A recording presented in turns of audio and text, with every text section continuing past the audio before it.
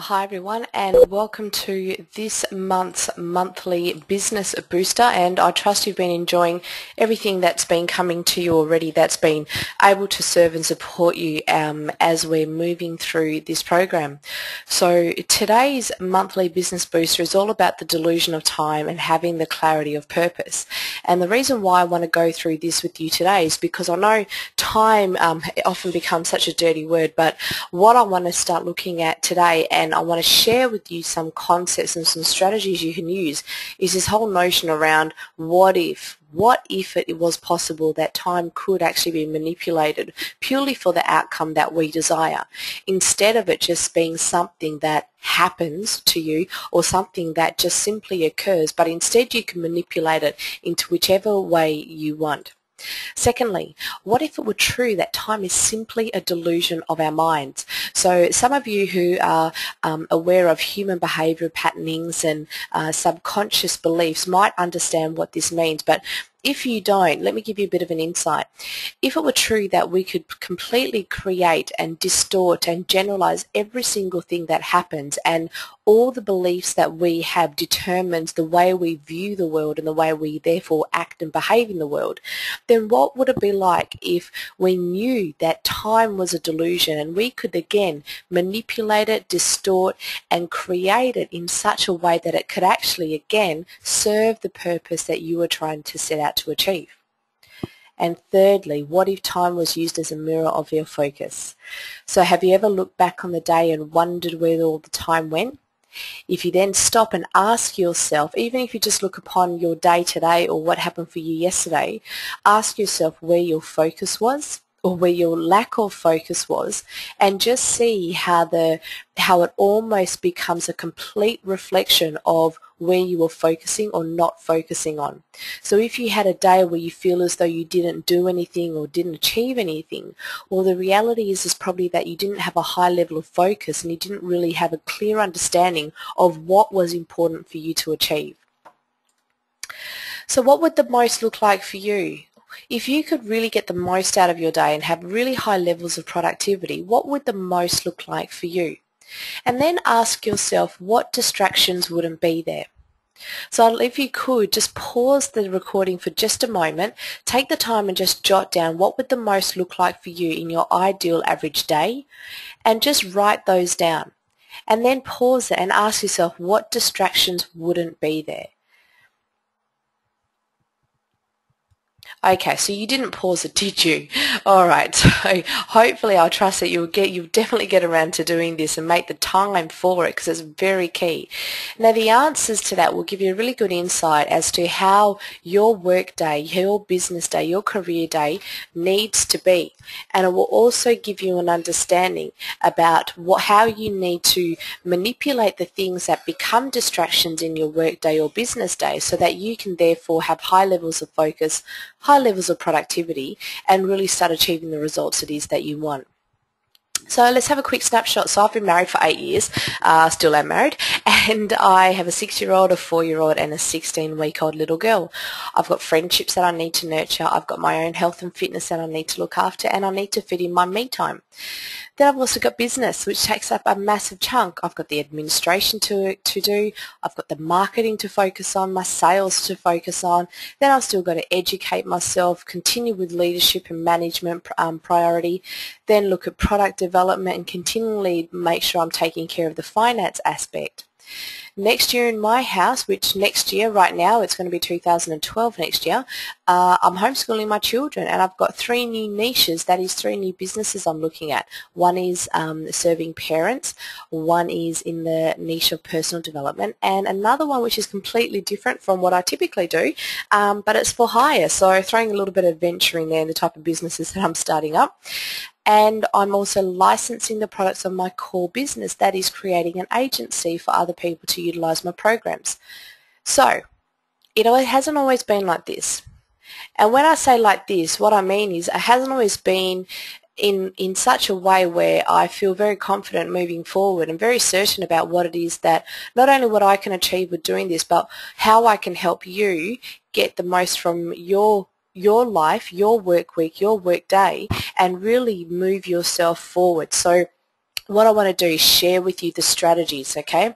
But first, let's have a look at my old thinking. My old thinking was I had to juggle, okay? And juggling means inevitably you're going to drop the balls. So I had to change the way I was viewing how I was looking after different aspects of my life.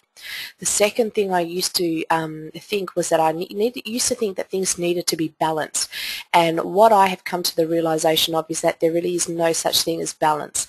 I'm not too sure yet what I believe in totally, but I know that I can't create a balance of every aspect of my life because it's constantly changing, and I'm more okay with being flexible enough to shift as things shift, as long as I'm looking after what's important. So stay tuned on that. I'll share my beliefs with you on that as we go along, and then probably I'll run a training on that, because I definitely don't believe in this whole concept of having a balanced life.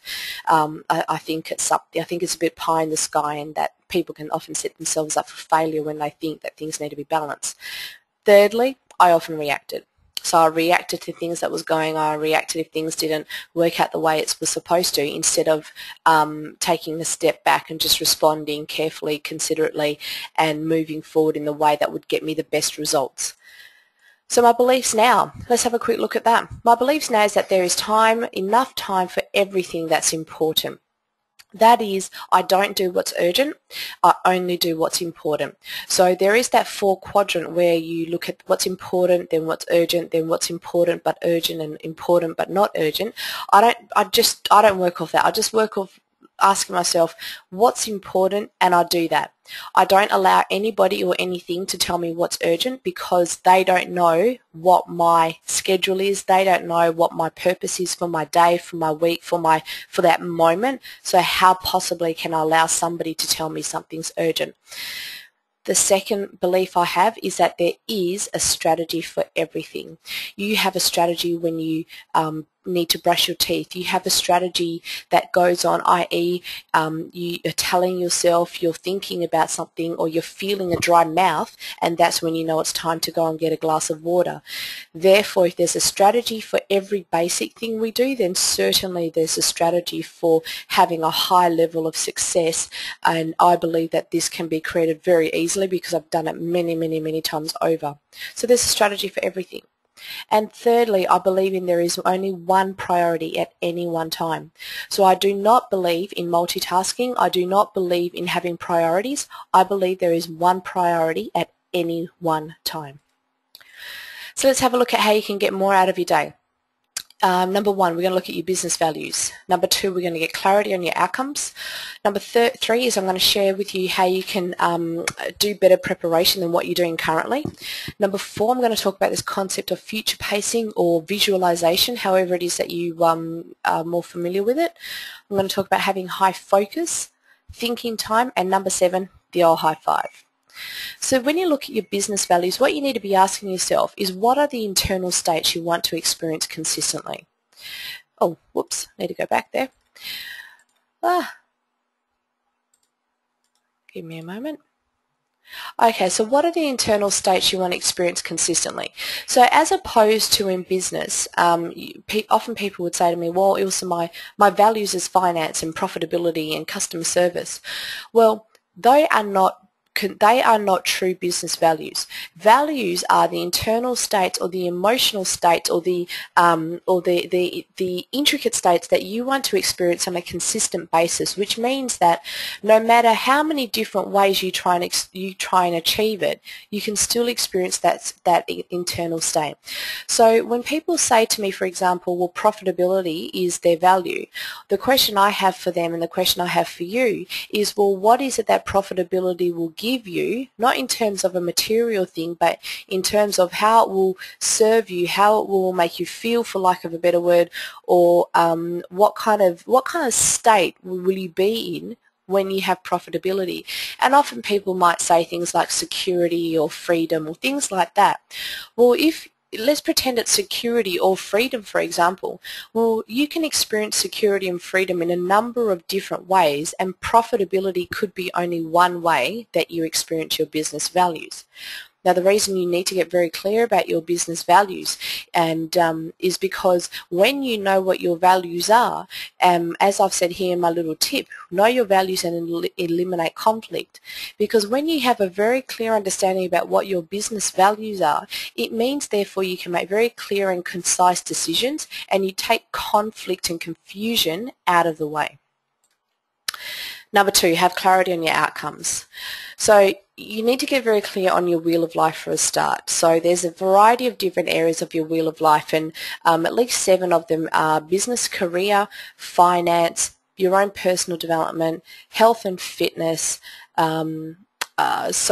your relationships with a significant other, time with friends and family, and your experience with the environment.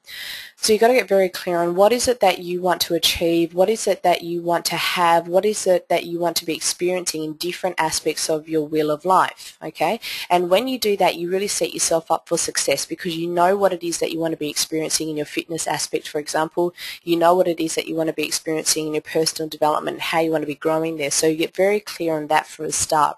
Great exercise to do, well, any point in time really, but especially when you're looking at building your next month or 90-day goals. Use the templates that I've provided for you on the membership site. Okay, so there's 90-day goals templates, there's vision casting templates, so make sure you're utilizing those to really help yourself set yourself up for success. And if you need any help, make sure you ask me, because that's what we're here for. This is what the templates are here for. It's really to make sure that I can help things be a lot easier for you, so you can get through things a lot quicker, because you really need this. And then I run a little bit of a launch strategy, okay? So when I talk about launch strategy, it's almost like the rocket ship getting ready for liftoff. So I think about my 90-day goals. When I'm planning my 90-day goals, that's me getting myself into pre-launch phase, okay? So what that means is it's like I'm seeing the things that I want to be experiencing in the next 90 days. I'm feeling the things, I'm associating with it, I'm thinking about what I'm going to be doing, what I'm going to be saying, what I'm going to be thinking, all of those kind of things. Then I plan my 30-day goals exactly the same way. I plan my 4 weekly goals in exactly the same way. And as you get a little bit closer to today, i.e. 90 days out, then 30 days, 4 weekly, and you're getting closer and closer and closer to today, you're making it a little bit more specific. And your daily goals must always fit into your weekly goals, and your weekly goals must fit into your 30-day goals, and your 30-day goals must definitely coincide and achieve your 90-day outcome. And your 90-day outcome must always be the blueprint, the banner that you're working towards. So Ilse's little tip: keep it in something that you'll look after. So go and buy yourself a nice folder or something like that that you can fit a nice pen in, that you can fit like an A4 notebook or something like that in, but something you're going to look after. Okay, right now I have a really nice green one that I bought from the Smiggle store, and that's like my baby. It's got all my ideal average day written in there. It's got all of my 90-day goals. It's got all of my business ideas. So I just literally carry that around with me. It's almost like a little briefcase, but it's a sexy looking one. Thirdly is the preparation phase. You've got to book things into your calendar. Okay, so when I say you've got to book things into your calendar, you've got to book different aspects of your business life into your calendar, i.e. product creation time, okay, marketing time, closing sales or selling time, working on your administration, doing your own education. So you break it up into the different aspects of the wheel of business. And if you haven't got access to that yet, or if for some reason you can't find it on the members resource site, just make sure you ask me for the business wheel, okay? And then literally what you would need to do, if you're doing it in Outlook, you just color them in different colors. So like sales might be in gold, product development might be in red, finance time might be in, some boring old grey or whatever, or whatever it is that you need. But book that time into your calendar so that when it's time for you to do that week, you look at it and you go, I already decided that that is important and that must happen.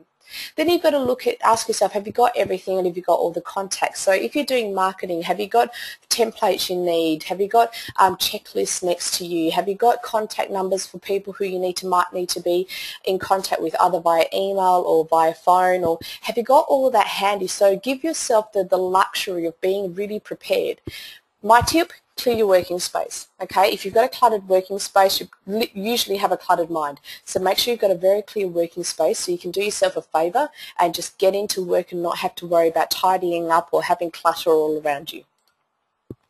Fourthly is the visualize and future pace. So internally, when I say sit back and enjoy the show on an internal basis, what I mean is once you've written your 90-day plan out, or as you're doing it, what you need to be doing is literally just kicking yourself back, thinking about what it is that you want to be achieving, write them down, then look at it and just start just talking about it if you need to, even talking to yourself or noticing what you'll be seeing.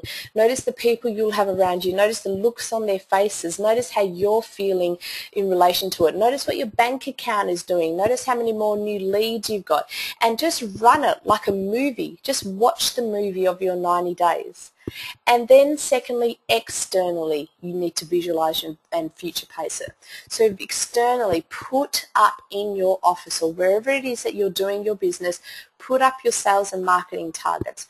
You know, even if you just use those sales, draw sales thermometers or barometers, I'm not too sure, whatever it is you call it, and every month of the year, draw that on a big whiteboard on butcher's paper and make sure you've got it up on your office wall. And on each month, write down what your sales targets are. And as that month comes around, you start checking it off. Now, obviously, your marketing must coincide with your sales target. So again, on another whiteboard or on your butcher's paper, wherever it is you need to put it, put your marketing targets down. Now, your marketing targets will obviously be a direct correlation to achieving the sales that you will have. So again, have the luxury of knowing what it is that you're setting yourself up for so you can literally be tracking it as you go along. So my tip is do not leave the future to chance. Visualize it and future pace yourself into success.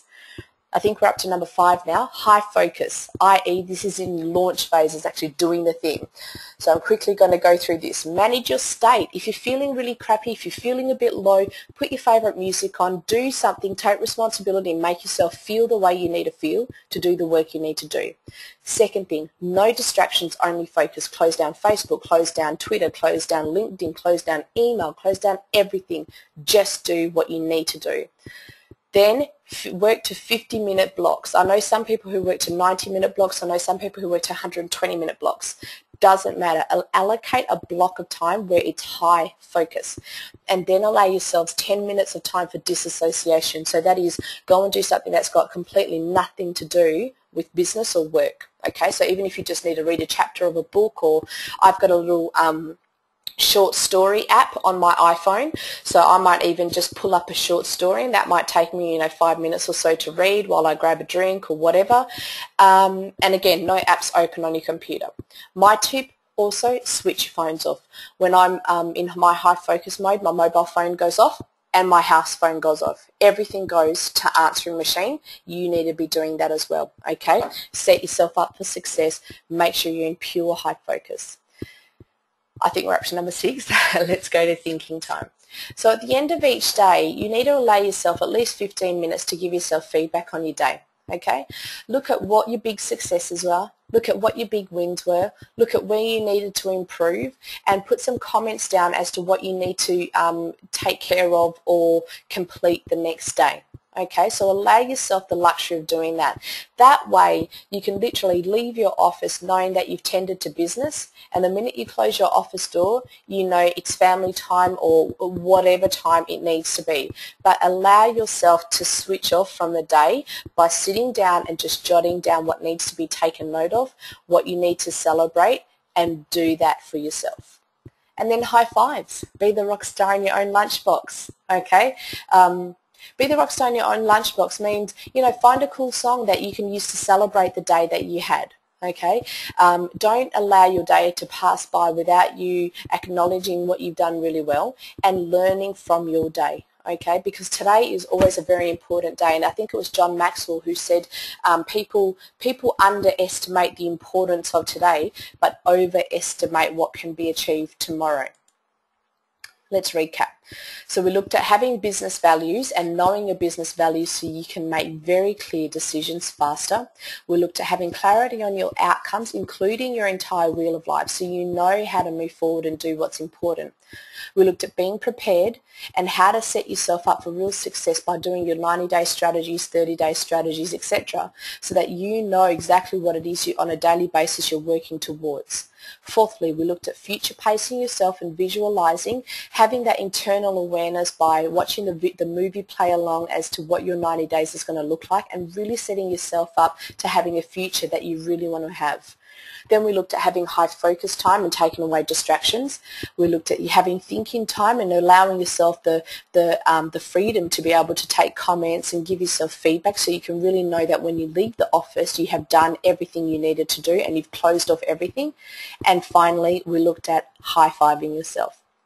So I believe that is it. Thanks everybody, and I'll talk to you again soon. And if you've got any questions or comments or anything you want to share, just share it on the blog or share it on our Facebook community, or shoot me an email. Would love to hear your successes by using this. All right, talk to you soon. Bye-bye.